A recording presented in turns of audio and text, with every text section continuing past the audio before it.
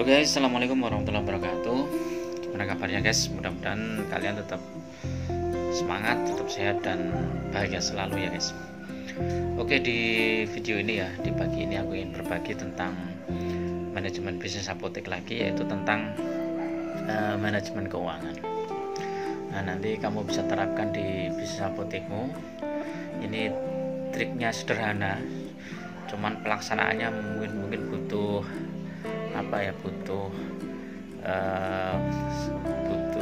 kejelian, butuh keteguhan ya, karena untuk melaksanakan ini perlu kesabaran juga.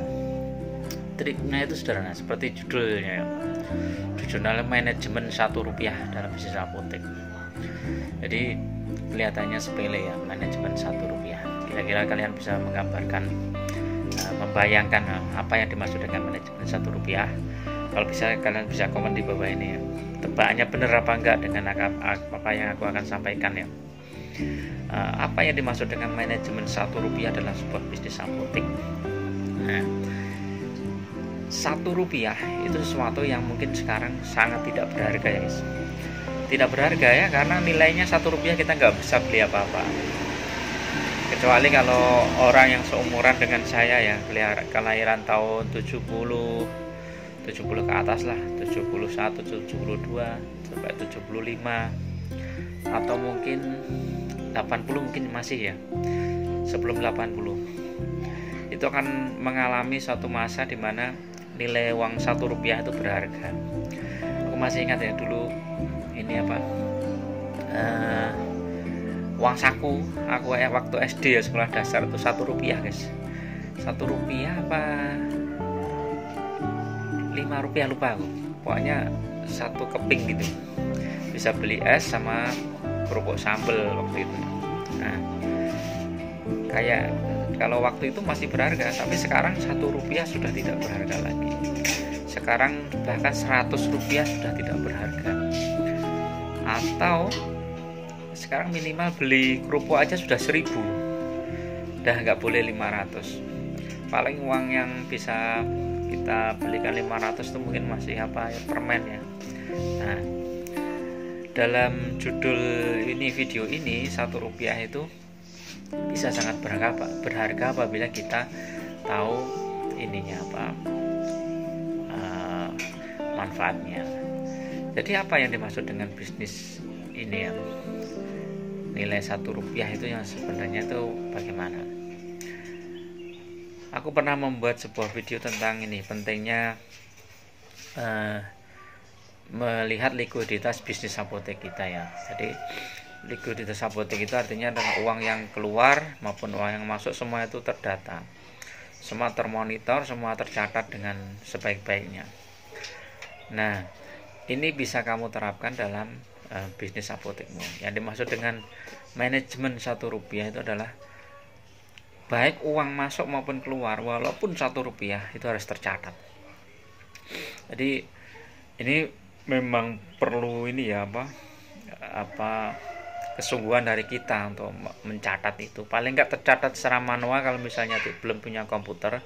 Tapi kalau sudah komputer ya dimasukkan ke dalam sistem komputer kita, sistem informasi obat kita, dimasukkan ke software apotek kita, dan itu berapapun uangnya yang masuk maupun keluar itu tercatat pada hari itu. Jadi pada hari itu, misalnya hari tanggal 1 bulan, misalnya bulan depan tuh ya, tanggal 1 Juni 2022, seluruh uang yang masuk berapa, misalnya sip pagi berapa rupiah, itu semua uang ya, tidak hanya yang masuk dalam omset yang terekam dalam komputer ya, itu termasuk semua uang, termasuk uang sisa kas atau setoran gitu, itu masuk.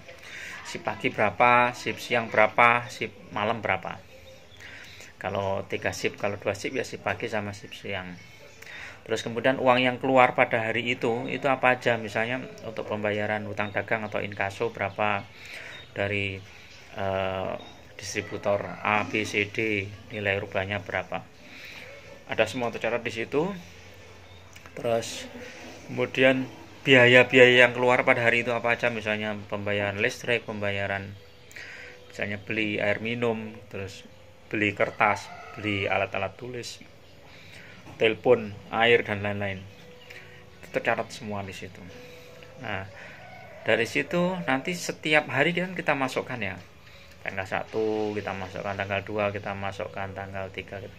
Terus kemudian saldo uang atau saldo kas berjalannya itu berapa. Jadi misalnya sekarang sampai tanggal 29 Mei ya kalau sekarang ya. Aku bikin video ini sekitar tanggal 29 Mei. Itu sampai dengan sekarang itu saldo kas kita itu berapa. Jadi karena dari catatan harian itu ya, uang yang masuk, uang yang keluar itu semua tercatat, sehingga saldo kas itu kita tahu. Saldonya plus apapun minus itu tahu. Kalau omsetnya turun biasanya saldonya minus. Jadi artinya likuiditas kita agak terganggu di bulan itu karena saldo minus, karena harus disubsidian. Tapi kalau omset kita naik biasanya saldonya plus. Jadi ini bukan laba ya. Saldo kas berjalan itu bukan laba, jangan salah tangkap ya. Karena laba berbeda dengan saldo kas berjalan. Kalau saldo kas berjalan itu bisa saja ada inkaso yang belum terbayar, tapi misalnya ketika sisa uang kas kita masih banyak, ternyata masih ada beberapa saldo hutang dagang yang belum kita bayar. Jadi yang itu jatuh temponya di bulan berikutnya. Jadi itu kalau laba itu kan sudah benar-benar margin kotor ya. Jadi margin kotor dari apotek kita, kemudian dikurangi biaya operasional, yaitu laba bersih. Jadi bukan saldo kas berjalan, jadi kan bedanya itu. Nah, ketika kita tidak meremehkan 1 rupiah pun dalam bisnis kita, maka insya Allah semua data keuangan itu akan terekam dan terlacak.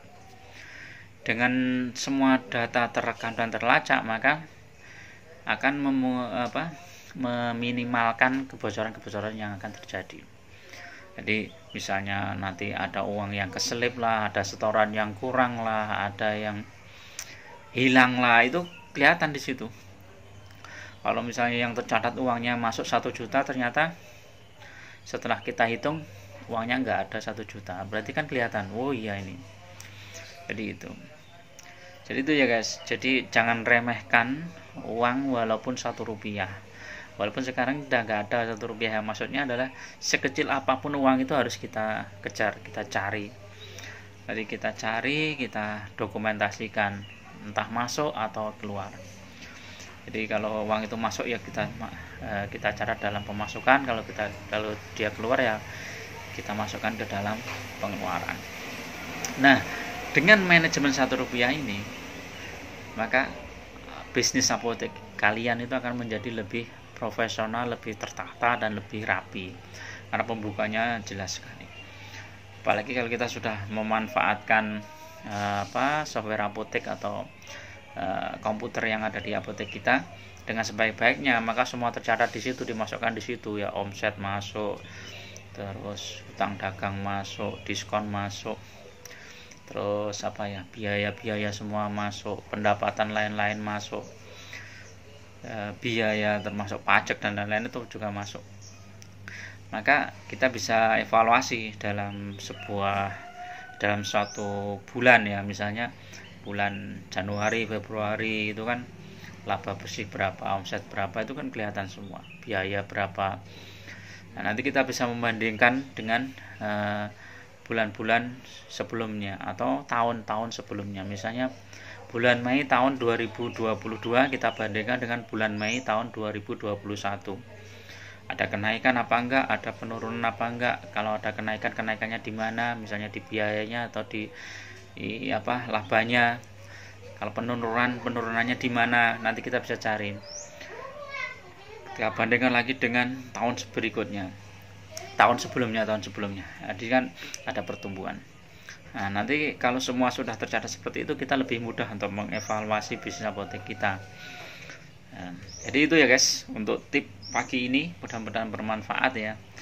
Jadi jangan sepelekan 1 rupiah pun ya, dan Ini sesuai dengan judulnya ya, manajemen Rp1 dalam bisnis apotek, dan semoga ini bermanfaat. Ada kurang lebihnya aku mohon maaf. Assalamualaikum warahmatullahi wabarakatuh. Tetap semangat dan bahagia selalu.